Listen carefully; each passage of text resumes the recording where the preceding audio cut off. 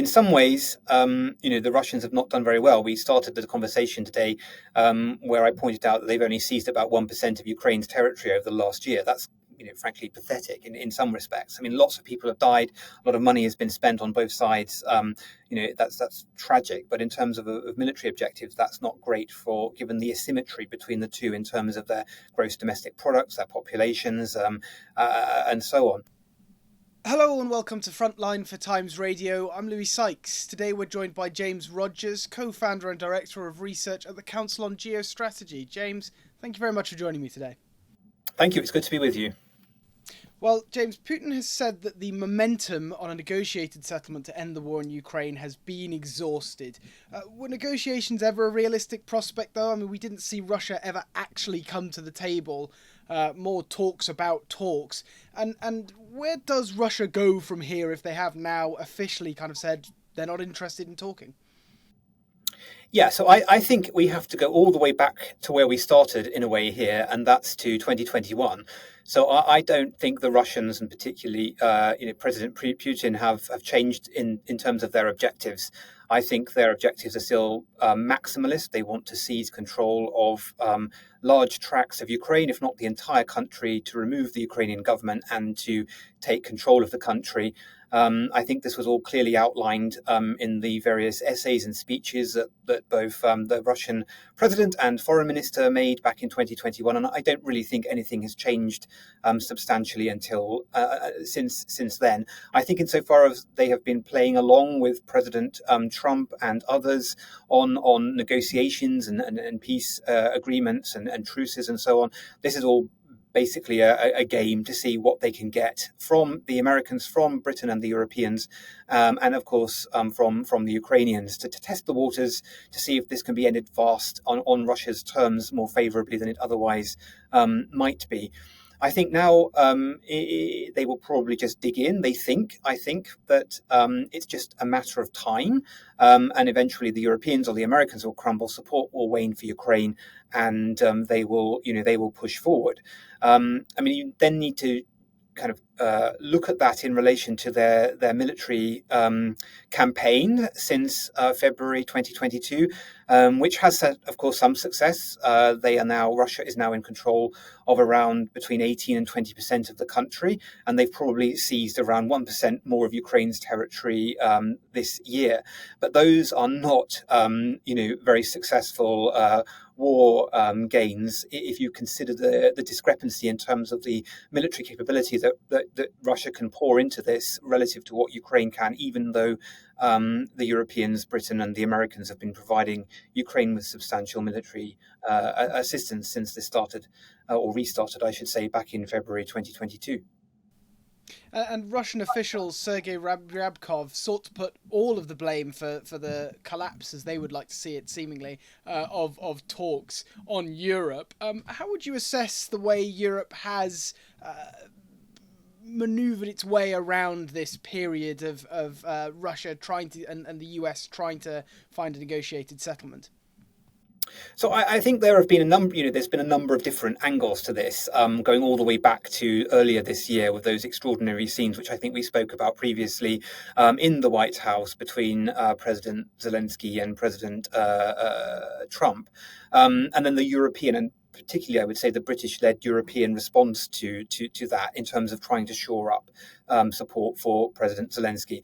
But there's still a fundamental issue here. And even though Europeans have provided substantial assistance to Ukraine, they still haven't taken the measures, and I include Britain here as well, they still haven't taken the measures necessary in order to put Ukraine on the offensive, to put it into a more advantageous position in relation to Russia.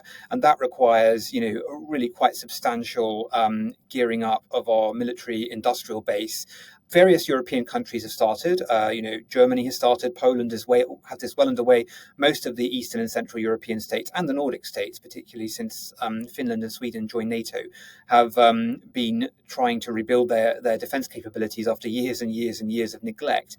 But a lot of that is simply to defend themselves and to defend the various fronts and flanks of NATO, let alone to provide Ukraine with what it needs in order to, if not throw the Russians entirely out, but certainly to make it incredibly difficult for them and to to show that there are substantial and sustained and real costs for their aggression towards Ukraine. That's to say, to hit back at long range at Russian towns and cities and industrial plant, infrastructure, communication lines, in order to show the Russian people and the Russian government that that their military offensive is ultimately unsustainable and will end in their own ruin. Well, indeed, and we talk about the long-range strike campaign by Ukraine. The death knell, if this does mark the end of that warming up of relations between Russia and the US, appears to have been the apparent US decision to send Tomahawk missiles to Ukraine. It's not quite sure whether that's been confirmed as of yet, but it's been quite widely discussed by a lot of people in the White House, not least J.D. Vance. Behind this, however, is a decision by the White House to provide further help targeting energy infrastructure in Russia.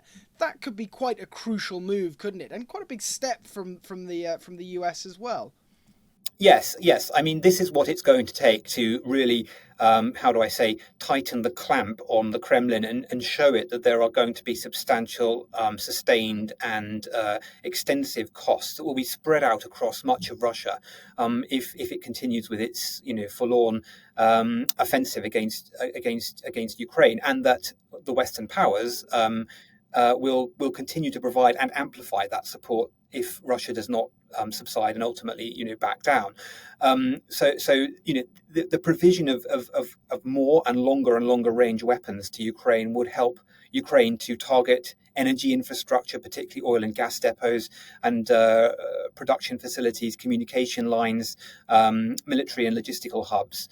But in order to do that, they obviously need that capability. Now, the provision of Tomahawks is an interesting one, and it's been reported over the last few days that President Trump and his administration are warming to this idea. Now, whether it is practical in operational terms is an open question. We've seen in the past how the Ukrainians have managed to adapt their own military platforms for firing Western weapons and ordnance, and Tomahawks are they're normally reserved for countries like Britain and America, alone. They are fired from almost elite naval and air platforms at targets at long range to provide long range bombardment fire. Could Ukraine do this? Potentially, but I think there may also be a political dimension to this as well, in that the Americans are signaling that they are supporting this kind of move in order to pile on additional pressure on the Kremlin to, force it to back down. And President Trump has been quite forceful and, continued over the last few months in his desire to see this war end. And I think there's a political signaling dimension to this. Whether the Ukrainians could then actually enact it, having received Tomahawks, is another question. And how much could this change the dynamic for Russia and the Kremlin if they can't fall back on their previously vast oil reserves to keep this conflict and the nation itself funded? So this is also another dimension. So, I mean, the other question, of course, to then ask is how many Tomahawks or other forms of long-range fire would the Americans be prepared to provide? Now, we know, or we think, or at least there is discussion within the broader strategic community, that America's global posture review is shortly going to be announced. And it is thought that there will be substantial changes there away from the Euro-Atlantic theatre towards the American hemisphere and also the Indo-Pacific, where the US's primary interests lie. Now, how many Tomahawks might the United States need for a future contingency in relation to, say, the Indo-Pacific with the People's Republic of China, and how many can it afford to give Ukraine? So if it could potentially hand over 12, 20, 24 to Ukraine. Those would make a difference, of course, and they would at least show that Ukraine can fire deeper and deeper into Russia. But on the other hand, they're probably not going to be enough to shift the dial decisively in Ukraine's favour. So it's all dependent as well on the amount, as it ever is, that we or the Americans in this case can provide to the Ukrainians. And then beyond that, there's also the issue of who will fund this. I think the discussion recently has been that the Europeans will provide the funding to buy the Tomahawks, which will then be transferred to Ukraine. Are they prepared to do this in the final instance? And then again, how much can they actually, or are they willing to afford to provide? Well, exactly, and I wonder if we can get into what Europe's role in this is, and who we think is going to kind of lead the charge on this as the US continues to try and extract itself from European security, or at least that major role it has played essentially since the end of World War II. I mean, at the moment, three leaders emerge: France, which has its own domestic problems at the moment; Britain, of course, which has previously taken probably a slightly more senior role in this, and now Germany, which is perhaps now leading the group, if you will. Who needs to step up, and who can play to whose advantages in that group, do you think? So I think ultimately this depends on a country that is armed with nuclear weapons. The Russians simply do not respect countries that are not their peers. And the only countries there, of course, are France and Britain, but only Britain has pledged in all instances to defend the NATO alliance with its nuclear weapons should NATO come under attack. Britain has got a much more, I would say, proactive stance there in relation to what's called extended deterrence. And it then has the forward deployments in countries like Estonia and Poland and so on, and Norway to manifest this deterrent. So Britain is going to be central to this, come what may. Besides the fact that Britain also has advanced intelligence capabilities, it has the naval platforms, the air platforms that are required. It has a great deal of integration with the United States, and it's generally trusted across the Nordic and Eastern European region of NATO as the partner of first resort after the United States, and in some cases even before.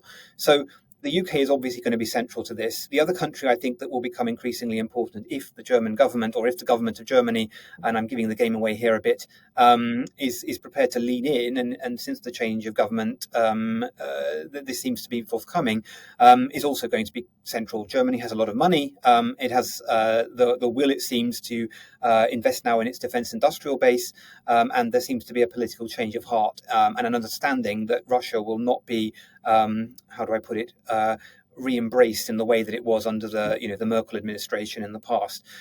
So I think those two countries are going to be utterly critical here. Beyond that, I think Poland will be important because of the steely will of the Poles to resist Russia, and also the Poles' own military modernization program, which is substantial, particularly on the land in the terrestrial domain. And then beyond that, of course, there are the Nordic and Baltic states. I think we just frankly have to expect a bit less from our allies in Southern Europe, particularly the Spanish and so on, because they just don't see this in the same way that the countries in Northern and Eastern and Central Europe do. They're focused more on the South. So I think naturally there has to be a strong degree of alignment between Britain and Germany, and then with them and the Poles with other countries in the region. If that gravity can be produced, and if the Americans kind of convince them or encourage this, then I think the will could be there to back Ukraine in the absence of the United States. But even so, this would still require a fairly substantial defense industrial build-up in order to provide the weapons and the capabilities that the Ukrainians need in order to continue to resist, let alone push back against the Russians. Ultimately, though, I think the only way that this is going to end is in Ukraine's favor is if Ukraine begins to hit Russian infrastructure, Russian towns and cities, so that the Russian people realize, and the Russian government, particularly the elites, realize that there are substantial and sustained costs to this war, and it's just not worth the effort. And of course, we talked there about a lot of the European efforts in terms of the very grand strategic side of this, but on the more tactical side, there's a lot of programs going on at the moment that are focusing on slightly smaller things like the drone incursion threat, being able to help provide drones and manufacturing capability to Ukraine to continue its drone attacks. On the other hand, of course, the EU needs to worry about developing its own, what von der Leyen has termed a drone wall. What's the kind of two sides of the task that the EU is facing now in terms of being able to provide more drones and equipment for Ukraine, but also provide for its own defence against a seemingly growing Russian drone threat? Yeah, so I think here that this is an orchestrated approach by the Russians. They're trying to apply pressure in areas where they think that there is weakness on the part of Europe or the main European NATO powers, and beyond that, to encourage a response which will be to the disadvantage of Ukraine. And I think the British have understood this. We have to be very decisive when there are probings into NATO airspace. So we should do whatever it takes to shoot down whatever is coming in. And we must be very, very steely, I think, if the Russians penetrate our NATO airspace using their manned aircraft. And there have been some very robust statements coming out of Warsaw and other European capitals telling the Russians that there will be serious consequences if they continue to do this. For example, the Polish foreign minister made it very plain in the United Nations last week the consequences of continued Russian probing and penetration of NATO airspace. So that's one dimension to this, so that it shuts it down and provides a decisive deterrent to discourage Russian aggression. We should not overreact to these probings either, because that's exactly what the Russians want. They want us to pour resources and effort and time into combating this, so that we naturally do not focus more on Ukraine. I think ultimately, though, the key part of this should be, providing Ukraine with more support, because that is exactly what the Russians don't want. They want us to focus on the Baltic. They want us to focus on the northern expanses of NATO, the Scandinavian space. They don't want us to focus on the Black Sea and on Ukraine, because this is ultimately where they're going to be hurt. And Zelensky has warned about the possibility of Shadow Fleet ships being used to launch drones as part of that risk of Russian incursions onto NATO territories. How worried should Europe and Britain, for that matter, given that there are some quite vital shipping lanes around the UK, be about the possibility of Russia weaponizing its Shadow Fleet? I mean, yeah, this is again another issue that we've been talking about for many months, if not years, the Russian shadow fleet. I mean, and part of it is that we need to just clamp down on this. I'm saying things which seem almost too obvious, but I think we need to be bolder. And this is constantly the struggle, the challenge. We need to be bolder in intercepting and getting on the front foot with the Russians, so that we do not allow them to get in the situation where they force us onto the back foot.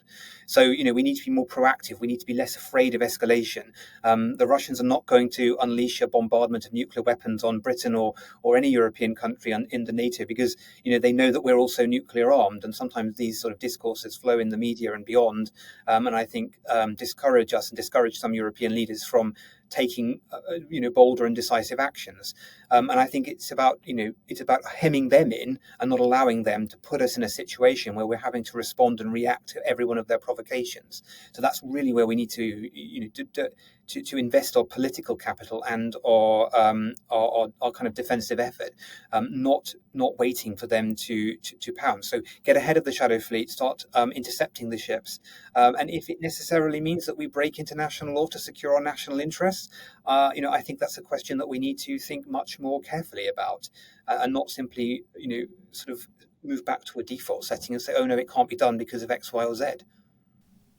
And meanwhile, in Ukraine, Ukrainian cities like Lviv and Kiev continue to face major Russian bombardments.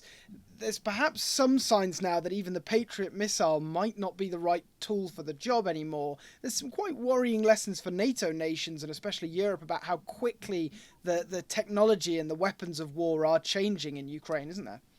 Yeah, and this is a historical thing as well. Generally, when a war breaks out, and the war is quite substantial, the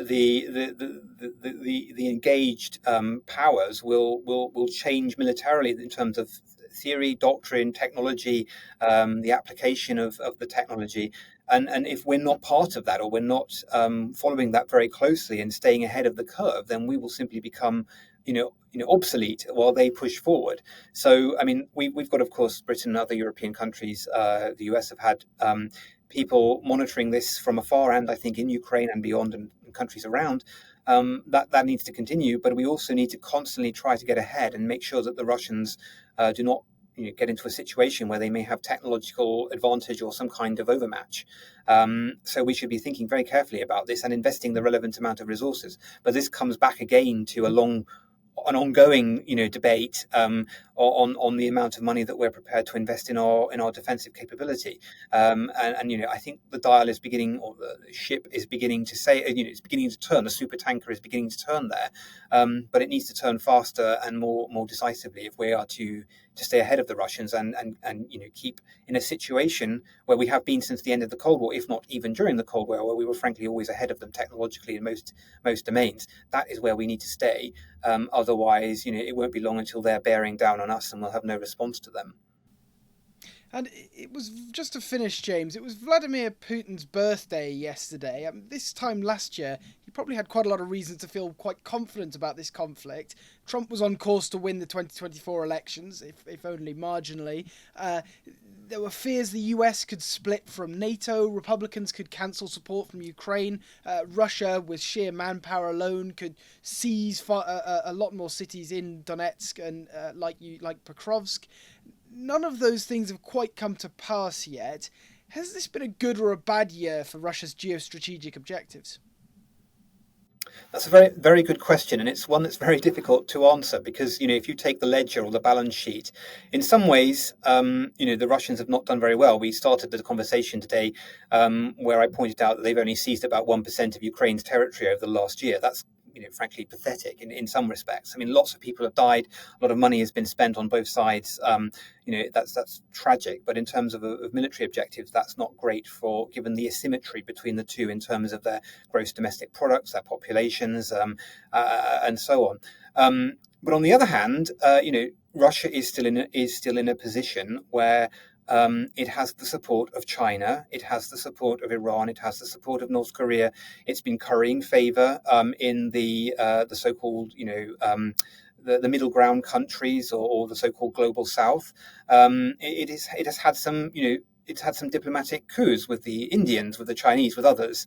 So from that perspective, it's not doing too badly. Let's say you would have thought, given that this is such a brazen attack against a sovereign country, that there's done absolutely nothing wrong, and it goes against all the principles of the the United Nations Charter and the sort of so-called rules-based or open international order, that other countries would be swinging behind Ukraine left, wide and centre. But Russia has managed to get over all of that and get around it. It's managed to circumvent some of the sanctions. We've heard that there are maybe as many as 100,000 different component parts that have been found in Russian weapon systems that have fallen or been destroyed or knocked out in Ukraine or even landed on their targets. So the Russians are still in quite a strong position. They shouldn't be underestimated. So I think we need to keep that in mind for all of their military failings on the battlefield in Ukraine. And that's why it's so important that we double down our efforts to ensure that they lose.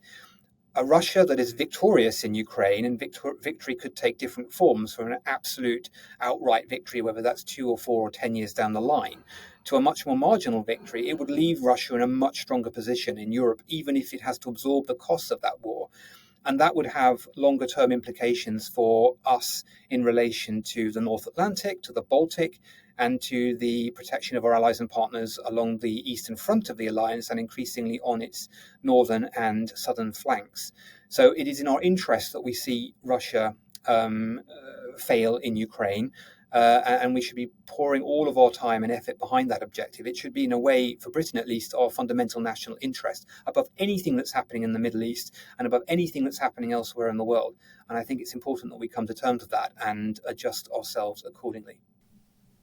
Well, James Rogers, co-founder and director of research at the Council on Geostrategy, thank you very much for joining me today on Frontline. Thank you.